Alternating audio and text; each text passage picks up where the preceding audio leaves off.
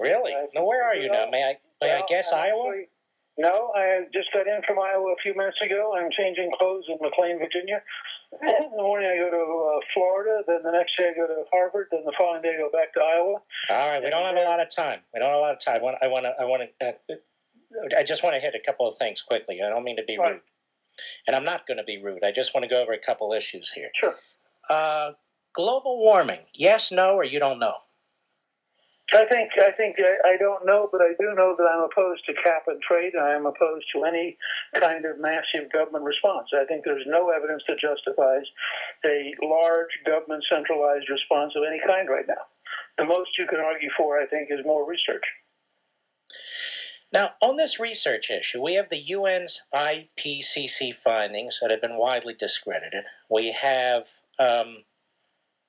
over 30,000 experts, including 9,000 with PhDs, who signed a petition saying no to man-made global warming and no to scientific consensus, because that's not what science is. It's not about consensus. Right. We have this professor. Hold on now. We have this for people to vote. Exactly. People, for example, the recent CERN study, CERN is a research center in Switzerland, which came out and said that based on their analysis of space-based data, the current models are off by at least 400% in how they explain heat leaving the Earth. That in fact, much more heat leaves the Earth than the current models suggest, and therefore any plausible danger of warming is dramatically smaller than any of these computerized models suggest. Well, the science has been so thoroughly bastardized and politicized. How would you get to the bottom of it? Well, I think ultimately you've got to look for evidence rather than for arguments. And when Einstein first discovered relativity, none of the older physicists believed him. And most of them died not believing. I mean, science operates by somebody who's, going out there, looking at the facts, trying to figure out what's going on. And fairly often in science, one person who's right matters more than 3,000 people who sign a petition. Right, but they have to, hold on now, but they have to be proven right. So who's Einstein right now? There isn't one. That's exactly right. And I think all I can suggest to you is that there has to be transparency of the data. It has to appear in the court of public opinion. And ultimately, on a political issue, and remember, what you do in this kind of setting is a political question, not a scientific question. Okay, ultimately, the American people have the right to see the data, and the American people have the right to render judgment. But the data's all over the place. I've studied it. I even put it in my book. There's a bunch of other people who've written about it, Spencer and Horner, and I can go on and on and on and on. So it seems to me it should not be our number 1 or number 2 or number 10 priority. Exactly. Well, I don't think it should be a priority at all right now, except for research. I think that the objective reality is we have no proof that justifies a large-scale government program that distorts the economy and centralizes power in bureaucrats. None. There is no proof to justify that program. All right, let me ask you about this individual mandate, because I went back and looked. Listen, by the way, I didn't fall off the turnip truck yesterday. I know there's a lot of opposition research that goes on, and these campaigns spill it out there, and then everybody's digging it up and looking at it. I get that. I'm not trying to kneecap conservatives in this race. I'm trying to get to the bottom of a few of these issues, just so you know. Now, the individual mandate, you were for it, right? I was for it, and I think we were trying to solve the problem of what do you do about the person who has money, refuses to buy insurance, ends up as sick, and essentially says to their neighbors, take care of me. Now, the conclusion, and the reason I left the idea of a mandate is, once you go down that road, and there's two different questions. One is about a federal mandate, the other is about a state mandate.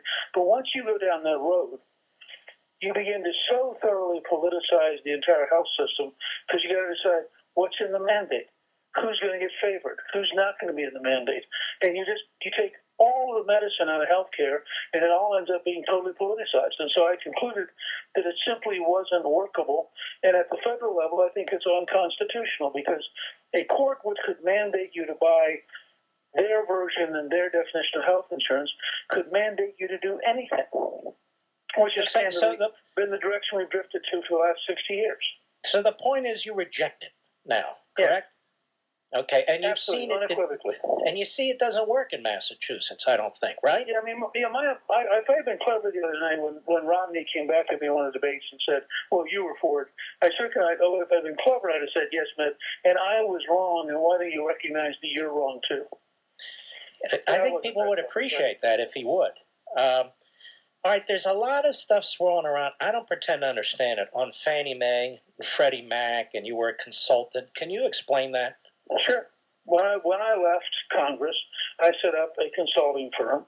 We did strategic planning for a lot of people. We offered advice to a lot of people.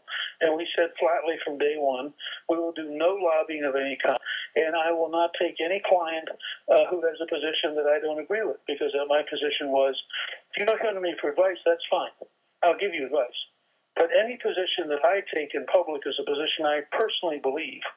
And candidly, you know, I can find enough clients, and you have the same thing in terms of advertisers. I can find enough clients that I can find people who want to help what I want to do. I don't have to go out and then change my views in order to find a client. Do you recall? Because look, the people are reporting on this. Do you recall how much the total contract was for your company?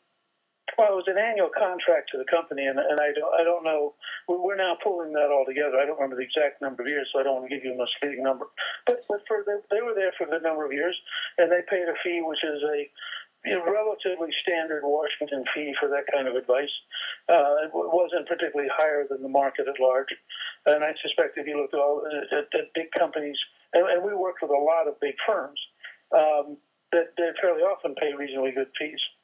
What would you say to people who say, this is the problem? Here's Newt, he was speaker, he leaves, he's got this company, now he's advising, or his company's advising, these two quasi-government agencies which are sucking us dry with tens of billions of dollars in subsidies. Mac, but I did advise Freddie Mac.